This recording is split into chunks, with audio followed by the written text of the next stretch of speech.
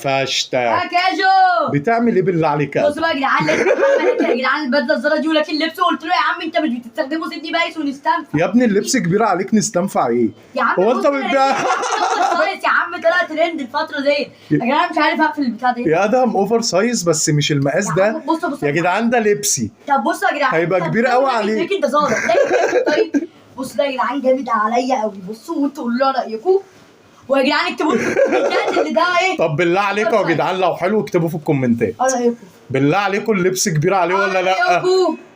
حته طرش الطرش. يا ابني حرام عليك، كل يوم اجي الاقيك واخد لبس مني، لابس حاجه مني. يا عم هو انا ايه يا ابني وانت كسبتني في كيس شيبسي؟ يا ابني كسبتني في كيس شيبسي يا ابني.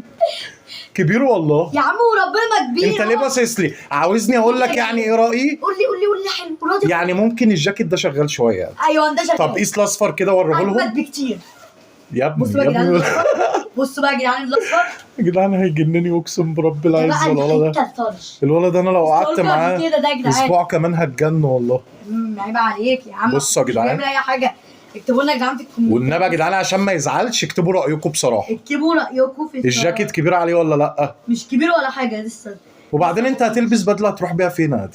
يا عم ممكن فرح كده رايح اقابل كده. رايح ايه؟ لا لا لا لا لا، قلت ايه؟ رايحه ايه؟ رايح اقابل. تقابل؟ ده انا هنفخك. طب اقفلوا بقى يا جدعان دلوقتي يا جدعان.